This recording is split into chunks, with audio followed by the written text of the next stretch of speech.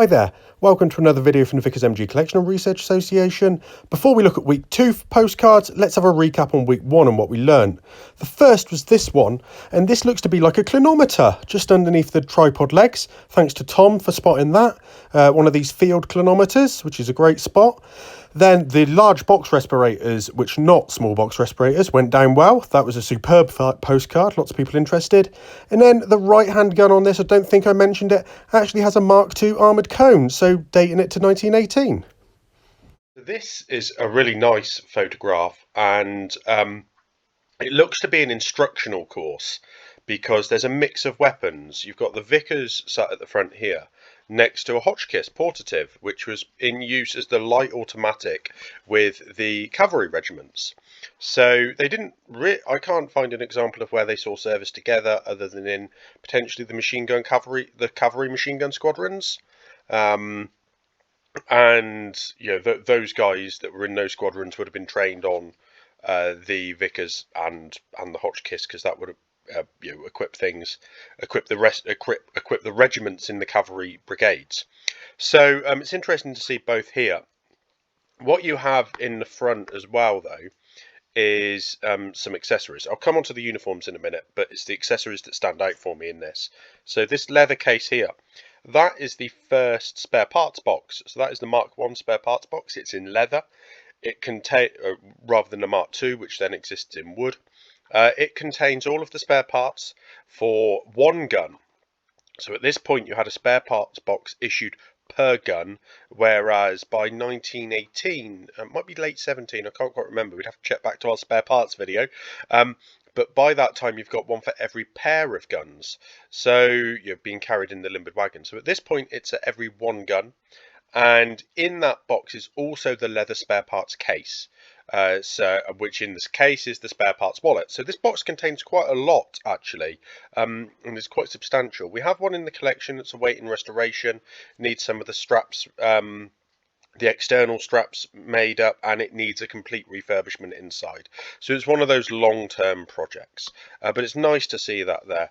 Then next to that we have this. This is an ammunition box for the Vickers. Obviously it's got an ammunition belt coming out of it, a normal Mark I strip type ammunition belt.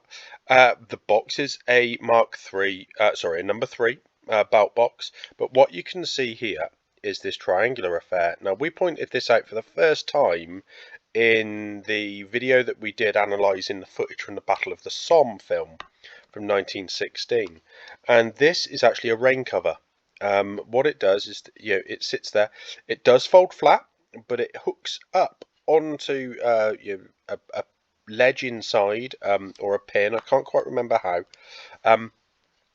But they're rain covers to stop the ammunition belts getting wet. So it's just side plates that are pinned to the side of the wooden edge there. So really interesting to see. This is a number 3 belt box. We can see that by this groove that sits along here.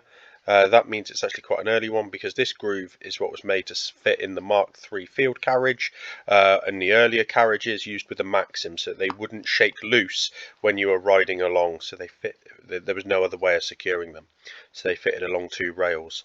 Now let's look at the men. What have we got? 9 men and 1 officer sat in the middle with an armband. So that might be his musketry duties instructional armband, a staff officer.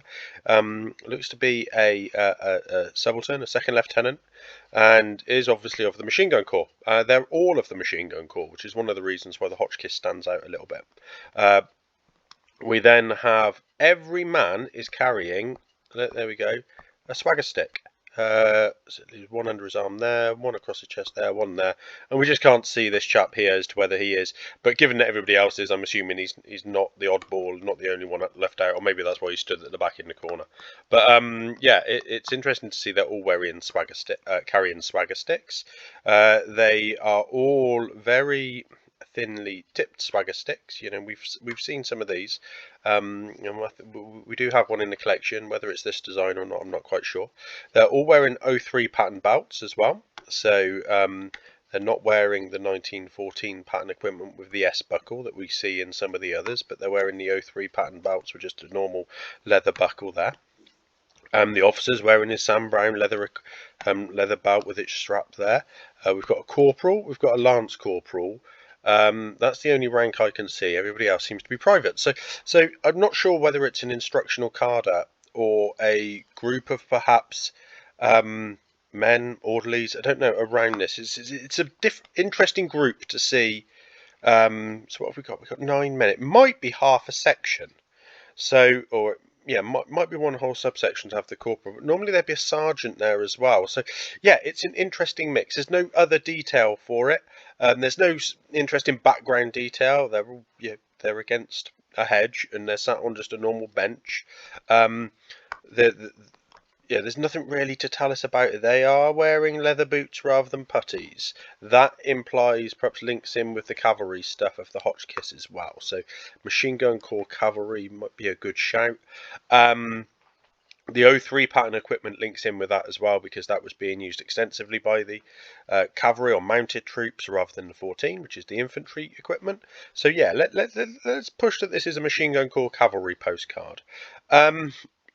Little bit of a detailed analysis on the gun. Not much really to point out here, other than it's a later production gun with no lightning on the side plate there.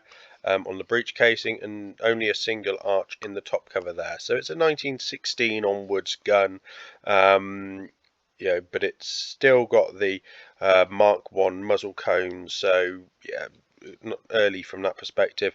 There is no direction dial or elevating wheel cover on this gun, so yeah, that indicates they're either not shown because they're both detachable, or they haven't been issued. Going along some of the other research we've done, again, let's take that cavalry theme. They weren't getting all of the equipment as quickly as the infantry troops, and maybe that's a later item as well. Probably all I can tell you about this one. Let's just have a quick look at the reverse. Sadly, there's no other information on the back of this postcard other than we can see it's probably a UK postcard. This logo here is interesting. Maybe we'll come across that a little bit more. Is it a KO, something like that? And obviously, this was when postcards were just a few quid for something with a gun on. They're a little bit more expensive now, but you can still find the bargains if you look for them. This is a gun we saw last week, actually. So one of the first week of photo, because this number 5 appeared on that gun, and I think we weren't too far away from 612A. I'd have to check back to look at the photos, but yeah, that's obviously the same series of photos. We've got some great casual poses. Interestingly, they've put a blanket down for the guys to sit on there, for the number 2 to sit on, and all look at the camera. Some good hands in pockets action there that will please a few, I'm sure. All machine gun corps. This is obviously, I think, Grantham, MGC shoulder titles, MGC cap badges. You can see the stones there, potentially, spelling something out, or they've been put. Not sure what that would be, but they're there anyway. Putties, crossed putties again. We noticed that on some of the troops. That's quite an interesting thing to feature. But then no putties at all on the chap at the back with his hands in pockets. They're obviously being called to have their photos taken in whatever state of dress almost they're in. So yeah, we saw some with their jumpers on, and maybe this is a bit of an escape for them of casual photo time. But yeah, so this is quite a nice one. You can see how this chap here looks like he's got. Let's see if I can just zoom in on that a minute. Yeah. Looks like he's got the MGC with the I underneath, so MGC and then an I for the infantry branch. And what drew my attention to that is this chap here. Oh yeah, here we go. That looks like it's on a slip-on. Yeah, they are. Those are on slip-ons, so they might be embroidered slip-ons rather than brass onto a piece of cloth. That's really interesting. I think, as I've mentioned before, that's one of the very few. I might have seen that before. I might have just seen it on this photo. I can't remember now. But that's certainly a rare spot in photographs. And then we've got a drummer's badge above the Lance Corporal chevron there. That's quite interesting. So he's a drummer. Whether he's a drummer now or has been in the past, I don't know. Previous rank or regiment. And you can just see what I'm saying here. These start to, is that an R, and then something here. in terms of the stones. That's quite. It's interesting to pick these bits out, isn't it? We've talked about the gun in a previous video, so we won't worry there. But they're not wearing any belts or anything. They've just put their jackets on and come ready for the photo. So this is the reverse of the postcard, and what's interesting is I mentioned that this was in the same series as the other one, so it's a same negative series, same gun. They're both marked First World War Joe Stewart, so I don't, and there's nobody in the photo that is the same, so it's interesting that this might not be a Joe Stewart in that photo. Maybe that was somebody they came from, maybe they were in the family accredited to that, but it goes to the helps explain some of the problems of identifying people from postcards where they're not directly marked. So yeah, disappointing actually. Not that I can see. Perhaps somebody can take the photos from this week and last and put them side by side and see who they can spot. But it's the photo with all the jumpers. So the same gun, and they're all wearing jumpers. Both are marked the same on the back. So this will please people. It pleases me. This is a named or a unit identified postcard. So 58th Machine Gun Company, number 3 section. They'd have been the machine gun company for the 58th Brigade, and this would have been one of the 4 sections in the company. So it's nice to have a company photo here, and it looks like it's a proper well-arranged photo, because these guys are all in sort of height descending order at the back there. Tallest on the right, shortest on the left. That's quite interesting to see. We've got one officer here. I think this, one officer there. Got any other open collars? No, just the one officer. So that might be before they have 2 officers. They were only allowed 2 officers shortly after formation. So and then we've got a sergeant, 2 sergeants, and lance corporal there. But I can't lance corporal in there. Can't really see much else in terms of rank. So that's what we've got. They're wearing, as we've identified a few times now, their 1914 pattern equipment, and the machine gunner combination, as I'm coming to call it, of a revolver and a 1914 pattern ammunition pouch is apparent on that chap there. Maybe this guy next to him as well. Not really sure. Yeah, this guy here as well. That one there. So yeah, so that's quite good. We've got some people though, look, in the 1908 pattern web equipment with holster and ammunition pouch, and then the wider braces. Looks like they might be wearing their brace attachments, or just maybe slightly differently. I've got them looped round because the brace attachments were somewhat scarcer. So nice to see that. It looks like the majority, are they all in revolvers? They're all wearing pistols. Now that is interesting, because really only the number 1s and the number 2s should be wearing pistols. So if only the number 1s and number 2s are wearing pistols, that is 8 people across the 4 guns of the section, and there's clearly more than 8 people here. We've got 4, 8, 9 along the back row. We've got another 9, 18. And then if we got another 9, so 27, 29 men. That's the whole section. That's not, that's not just like particular numbers of it. That might be excluding drivers. But we've got the So they're all wearing revolvers and pistols. And if we look at this chap up here, this guy here is doing what I said with the 08 pattern equipment. He has reversed the brace, put it back through. So side onward. Look, the brace is coming down. It's going around the belt and then going back through the buckle that will sit here. So the belt sits there and the pouch sits over the top of it at the front. That's instead of using the brace attachments that were part of the equipment. That's interesting to see that that's actually being used. Just to take a closer scan along these chaps, they're all wearing service dress. So a mix of 14 and 08 pattern equipment. Some great shaped service dress caps there. Some were stiffening in, some not. This chap doesn't look like he has a pistol in his pistol holster. That looks like he might have, and this one maybe as well. Looks like they might have something else stuffed in the top there rather than a revolver. So maybe they've all got the equipment, but actually not enough revolvers. Same for this person here. I wonder why. I wonder what that is. That's being put in the top. Is it like it's not the spare parts wallet for the Vickers, I don't think. No, it wouldn't fit. Could be a first field dressing, I don't know. Yeah, so that's interesting. Something for people to look at there. But yeah, so let's take a quick look. Nothing really standing out on any of these people. Nice lanyard being with the pistol there. That's interesting to see. On the sergeant, the officer has his Sam Brown equipment.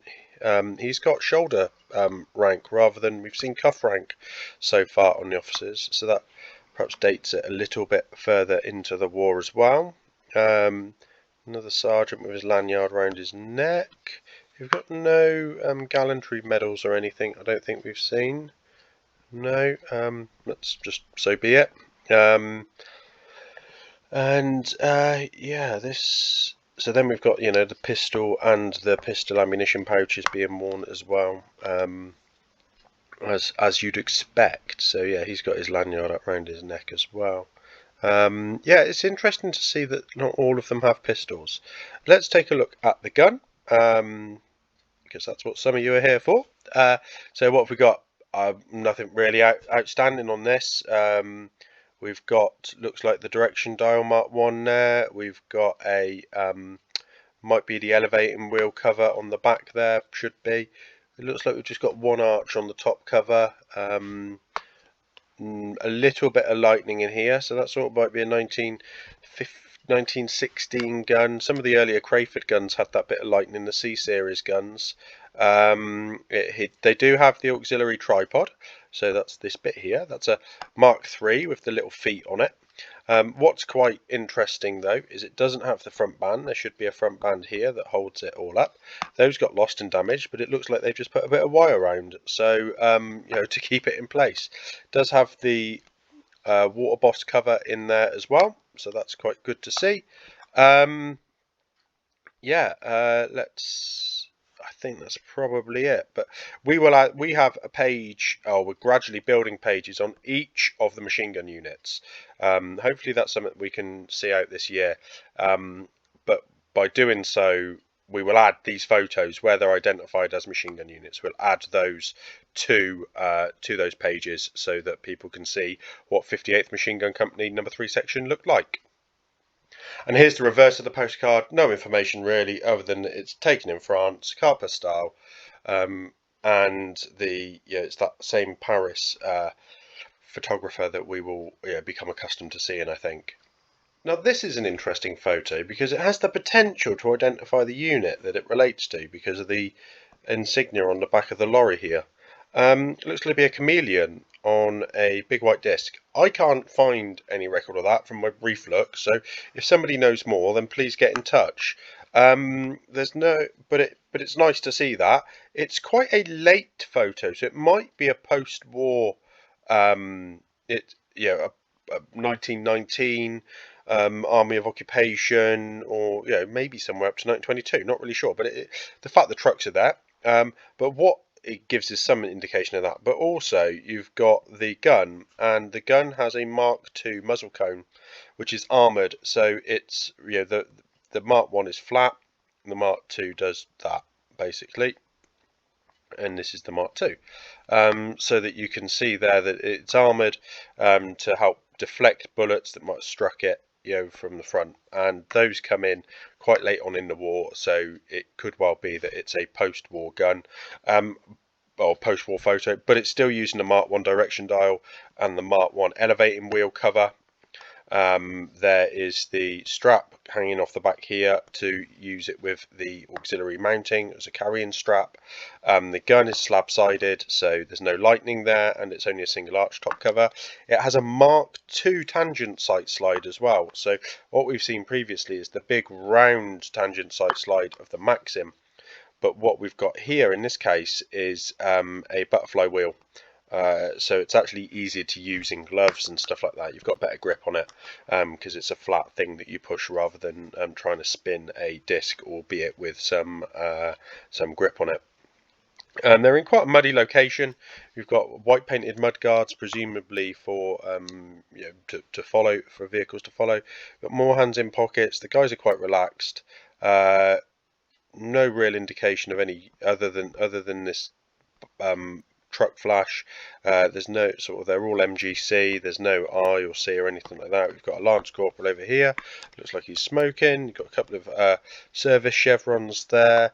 This chap might here have a long service good conduct chevron.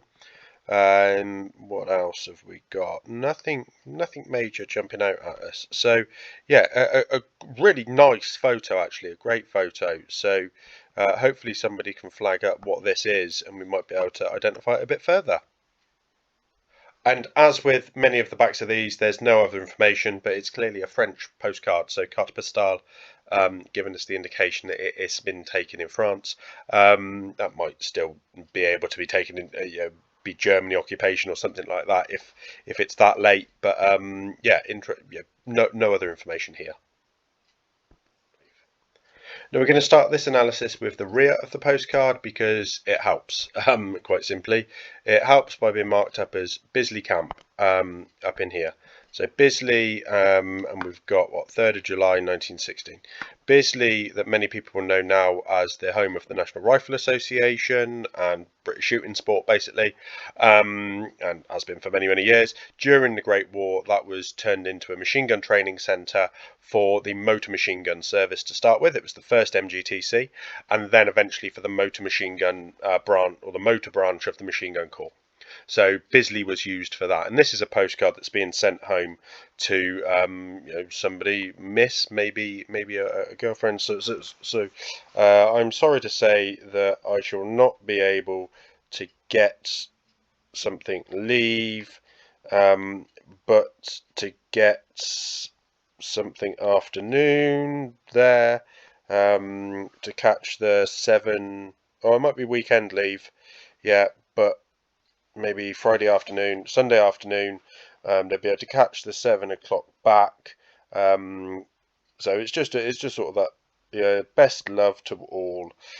So trying to get home for the weekend by the looks of it, soldier's problem for centuries. And postcard details. Are bought from the studio in Codford and Wilts, so we'll be well accustomed to taking military postcards and photos at that location. And then there's a number up here, 134-446-9623. That's quite interesting. I don't know what that relates to. It's not a service number. It might be a catalogue number or something where the postcards existed previously.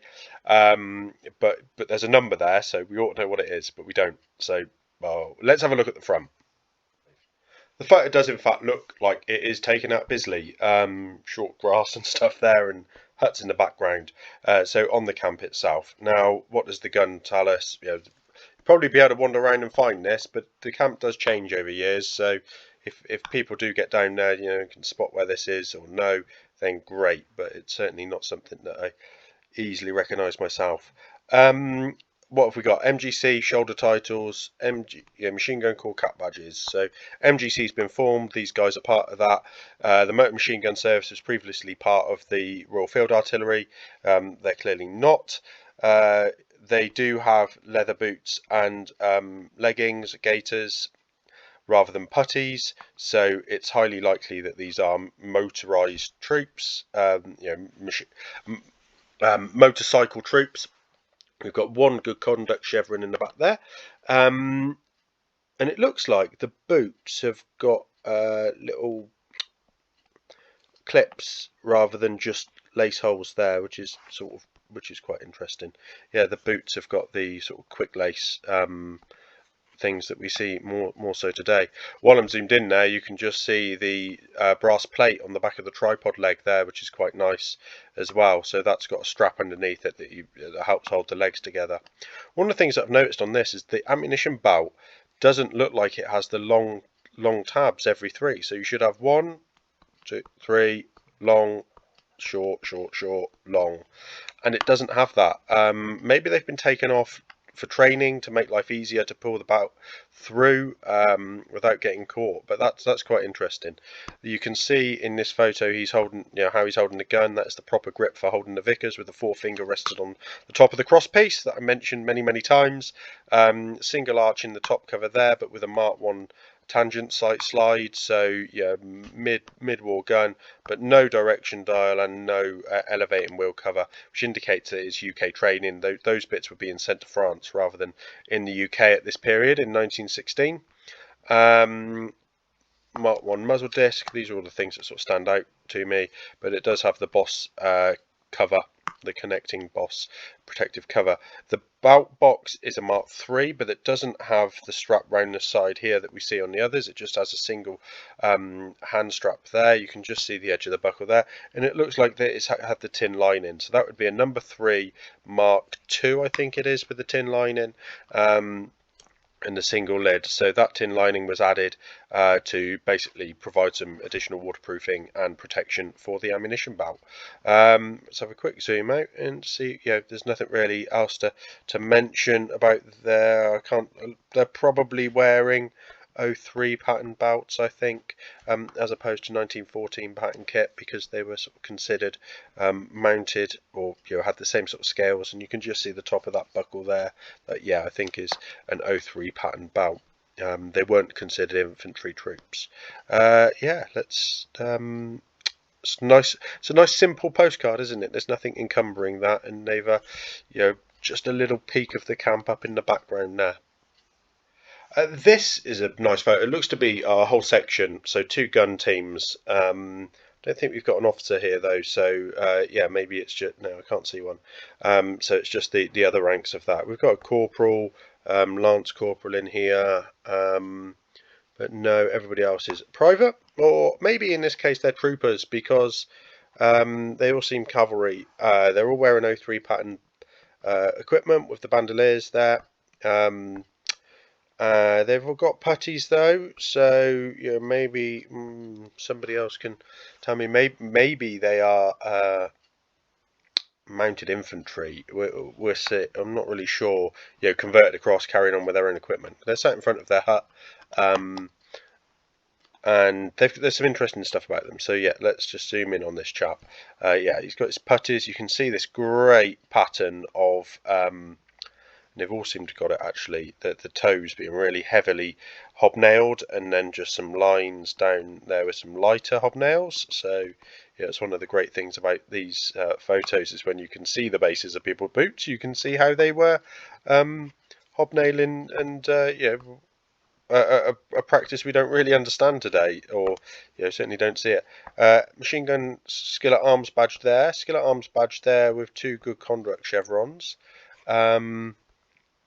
Any other visible insignias? No. So other than that bit of rank, they have their MGC shoulder titles. Just the MGC on its own, and then the MGC cap badges. Anything else? They've got quite high and tight collars on a couple of them. We've seen that a few times where they've got the bottom pinned across as well. It's quite smart to do so. Bit of overexposure in the photo, but we can see what we need to. That looks like those chaps are largely the same. And then the gun, and in this video we've already talked about this interesting triangular shape that appears on some of the ammunition boxes as rain covers. I wonder if this is the same gun, but in a different location, in another, or a different group, and another gun brought in. Maybe not. So we've got another number 3 belt box over on this side too. Other than that, we've got the guns as we'd expect to see them. Mark 1 muzzle cones, single arch top cover, Mark 1 tangent sight slide. This one has the elevating wheel cover there, but it doesn't seem to be fitted with the direction dial, which is a bit interesting. This one does have the direction dial, but no elevating wheel cover. So and it's got the strap there for the auxiliary tripod. So a few bits sort of jumping out on the guns, but nothing major. I think the main takeaways from this photo are the waterproof covers for the ammunition box there, and the hobnails. Quite smart they are indeed. So this gives us a bit more of an indication, actually, of the branch, and I'd speculated cavalry, but Bingham Toner Harcourt Studio Uckfield.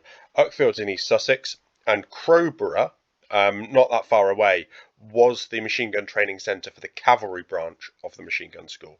So it's highly likely that, therefore, this is a group of cavalrymen, as I said, with the 03 pattern bandoliers and stuff like that. So quite nice to actually be able to use that. You know, this is not a Lincolnshire based photographer. It's yeah, so it's quite well quite highly likely to be Crowborough, Sussex Machine Gun Training Centre. £9 on this postcard, so you know, not a bad price still. And this photo is the last of the week, and in it we can see that it's a really candid pose. The guy is sat there in quite a soft cap, so that looks like service dress cap with ear flaps, possibly. I don't know. Somebody more grown up than me on uniforms can tell them. But we've got he sat there with looks like leggings on. There are 2 buckles there, so that might be a cavalry soldier. Really nice shot, sort of open collared shirt. So. Sort of implies it's an officer, maybe. I don't know, you know, service dress shirts or khaki drill shirts. But the gun itself's really interesting. So we've got a 5-arch top cover, which dates it pre-1916. But what we've got on the gun is a barrel casing cover. That's sort of a bit of a rudimentary barrel casing cover because they weren't being issued at this point. So that's really nice to see that, you know, they appear a lot in the Middle East or Mesopotamia photos much earlier than they do on the Western Front. And I think part of that is because this obviously would get hot in the sun as well, with the Vickers being sat there. So, you know, too hot to handle, quite literally. What else? Nothing really on the gun. Mark 1 Maxim type tangent sight slide on there, and then down here it looks like we've got some sort of sheet or something over the gun. I thought to start with it might be the steam bag, but it looks a bit, well, it's too big for that to be just one steam bag anyway. But you can, you know, it is obviously something on the floor there, and you can just see the bottom of his buckle of the boot there. There doesn't seem to be an ammunition box lined up. What there does seem, there's no elevating wheel cover there. That is a Type A elevating wheel though, because there's no lines on it like you get on the Type B, so it should have an elevating wheel cover. Again, sort of early, dates it quite early for this one. It doesn't look like he's got a direction dial wheel around there either, so you know, not being used in sort of indirect fire or you know, it's being set up for direct fire. But it's one of my favourites, certainly. You know, the sort of candidness of this chap, which actually we can name, sort of name, and give a little bit more information about him on the back. And so on the reverse, we've got a name, Billy, and so somebody else might be better than us at this, but it looks to me like it's Shearer, but that could be an A here something. So if anybody can work that out, please do help, because we're trying to match this to the database that Graham uses, and we can't. So he's got quite an early, you know, it's potentially quite an early photo, and yeah, the name doesn't look like anything, but it is quite nice. It's best wishes to Bob from Billy somebody, 23rd of May 1916, which we think would be in the first 20,000 transfers into the Machine Gun Corps. So say the name doesn't match any of those that exist in the database. But at that time, 3rd Battalion, there were no battalions until 1918. So we think that must be 3rd Reserve Battalion.